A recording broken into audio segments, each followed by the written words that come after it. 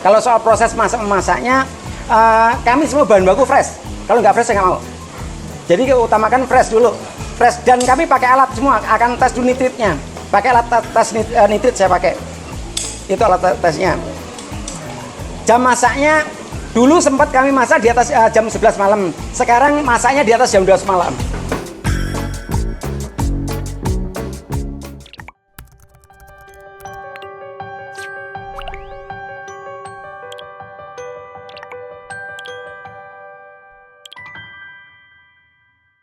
Halo Tribuners, hari ini saya sedang berada di Yayasan Jimmy Hantu di Kecamatan Taman Sari, Kabupaten Bogor, Jawa Barat.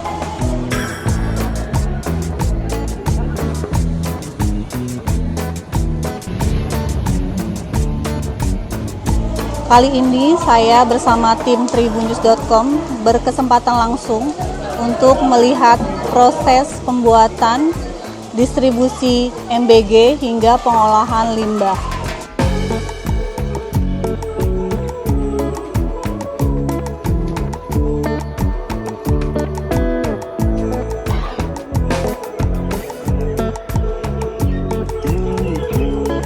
Jimmy Hantu Foundation sendiri memiliki 2 dapur MBG yang setiap harinya mengolah sekitar 8.000 porsi makanan untuk 25 sekolah di sekitar wilayah Kecamatan Taman Sari ini.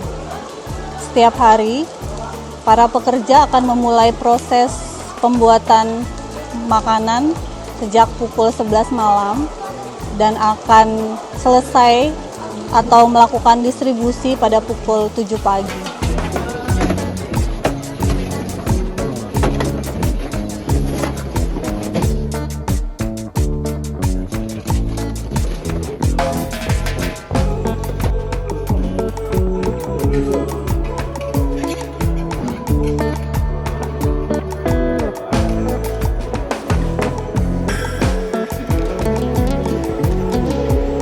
Suka nggak lauknya?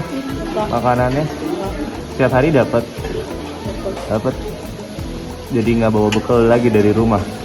Iya. Tapi masih jajan nggak? Masih. Kelas berapa, Bil? Kelas 8. 8? Oh, oke.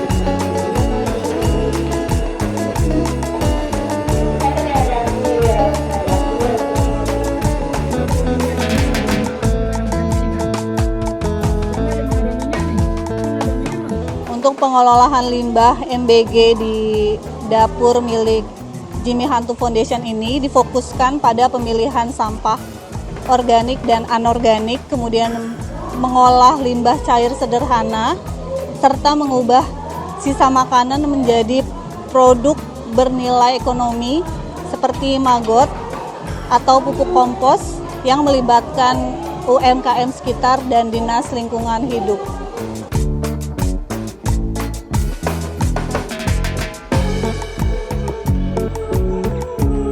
Awalnya sih karena saya punya rumah cegah stunting ya sebenarnya ya. Dari sebelum ada program BGN ini kami udah punya rumah cegah stunting. Lihat, cegah stunting ini gratis dari kami. Setiap hari ngasih makan dari jam 9 pagi sampai jam 1 siang. Itu untuk yang anak stunting. Dan itu murid dari kami. Kenapa demikian? Karena sebelumnya kami memberikan telur, daging sama beras ke anak-anak stunting ini. Nggak pernah ada perubahan gitu loh. Nggak ada perubahan, stunting tetap stunting. Akhirnya apa? Kami memutuskan yang anak stunting saya kumpulkan semua di markas kami, di tempat kami, dan saya kasih makan, saya kasih penjelasan dan sebagainya. Akhirnya apa?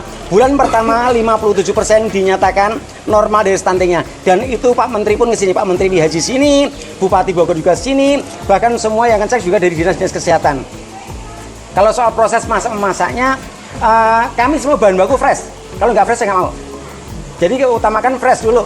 tes, dan kami pakai alat semua, akan tes dulu nitritnya. Pakai alat tes nitrit saya pakai. Itu alat tesnya. Jam masaknya dulu sempat kami masak di atas jam 11 malam. Sekarang masaknya di atas jam 12 malam. Jam 12 malam kita baru masak.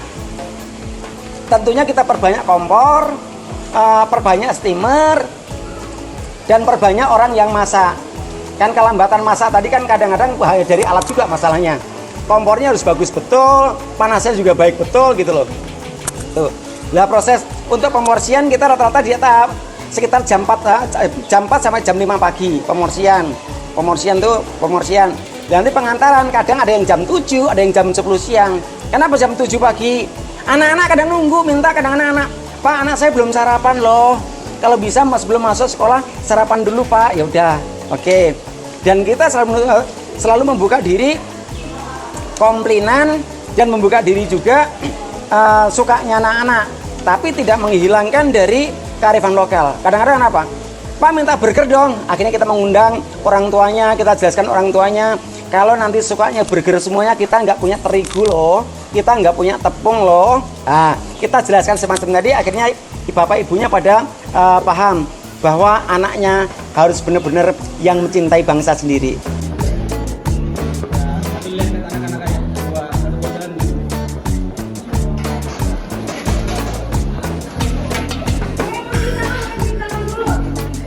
Ahli gizi semua ada ahli gizinya sini.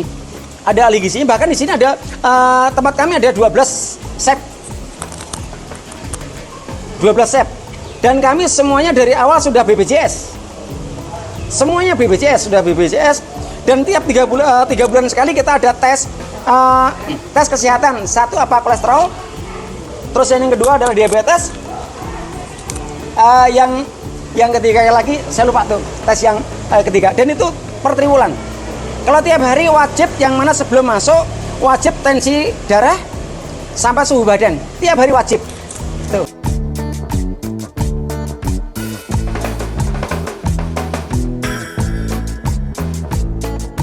Bahan dari MBG mulai dari losnya sampai wesnya sangat beruntung sekali. Contoh misalkan kadang-kadang saya juga beli buahnya kayak peti.